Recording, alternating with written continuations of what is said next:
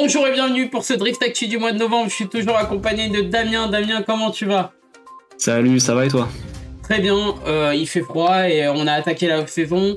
On va démarrer tout de suite avec les résultats du mois.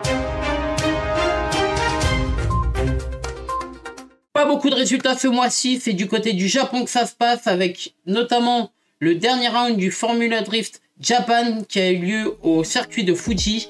La victoire revient à Nobushige Kumakubo devant Naoto Suenaga et la troisième place revient à Tadahiro Fukada. Et on va tout de suite passer au classement général. Donc la victoire finale pour Koichi Yamashita qui réalise un back-to-back avec 442 points. La deuxième place revient à Shinji Minowa avec 328 points. Et la troisième place pour Tetsuya Ibino avec 317 points. On reste du côté du Japon cette fois-ci avec les deux derniers rounds du D1 GP et qui se sont déroulés à Ebisu Minami. Ces rounds ont notamment été marqués par des crashs impressionnants, notamment vous voyez à l'écran Eigo Saito qui s'est pris le fameux mur pour finir dans les pneus juste devant, ou alors encore Naoki Nakamura qui s'est fait placarder par Yokoi et qui a fini également dans les pneus et a failli se retourner.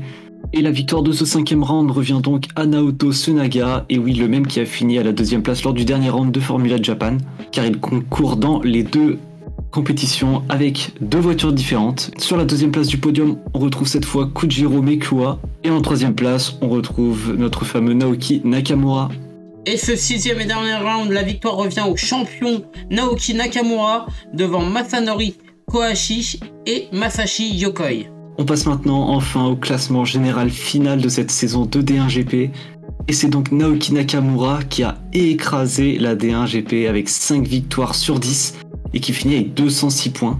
Derrière, à la deuxième place, on retrouve Masashi Yokoi avec 169 points. Donc vous voyez qu'il y a quand même 36 points, 37 points même d'écart. Et en troisième place, on retrouve Kazumi Takahashi avec 125 points. C'est l'heure de notre petite séquence émotion. On va rester du côté d'Ibizu Minami avec une actualité plus triste cette fois. En effet, le D1GP était le dernier événement de drift à se tenir sur le tracé mythique d'Ibizu Minami, car le circuit ferme ses portes pour être réaménagé en circuit de rallye. Cet événement est principalement dû aux difficultés financières qu'a pu traverser le circuit ces dernières années. Avant de passer aux actualités françaises, on passe rapidement sur le calendrier de la Formula Drift 2022 qui a été révélé lors du SEMA Show. On retrouve cette fois-ci une ouverture de la saison à Long Beach. On en avait été privé l'année dernière à cause du Covid, mais également l'arrivée d'un nouveau circuit. En effet, le Round 7 se déroulera à l'Utah Motorsport Campus, qui n'est pas un banking cette fois. Et vous pouvez voir, c'est un complexe qui est assez particulier, donc on a hâte de voir que la Formula Drift va proposer. Pour rester dans la Formula Drift, la grosse news du mois était sans aucun doute la signature du youtubeur Adam Elzy dans l'équipe RTR pour remplacer Van Gettin Jr. Il fera donc équipe avec Chelsea Donofa, et Van Gettin Jr. prendra quant à lui le rôle de manager de l'équipe. Et maintenant on revient chez nous en France.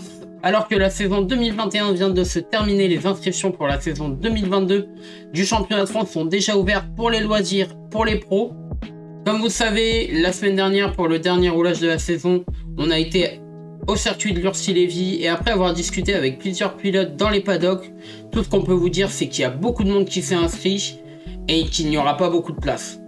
D'ailleurs, en parlant de ça, on vous présente un qui vient de révéler sa nouvelle voiture. Il s'agit de Loïc Merklen, qui a présenté sa nouvelle E30 2JZ. Comme vous pouvez le voir, elle vient de sortir des bureaux de chez Starfobar avec cette belle livrée inspirée des anciennes Deco Falcon.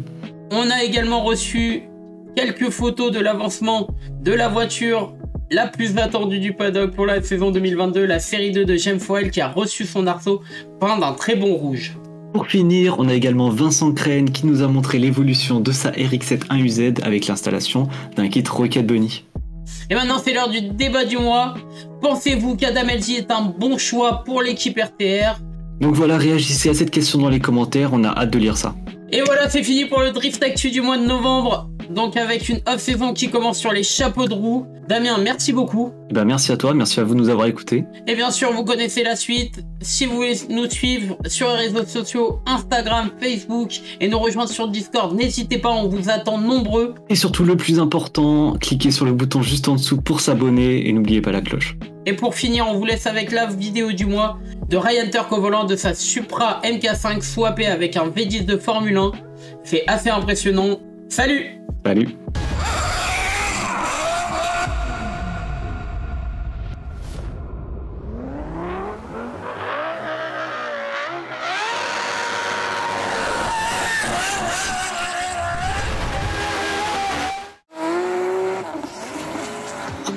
for the throne.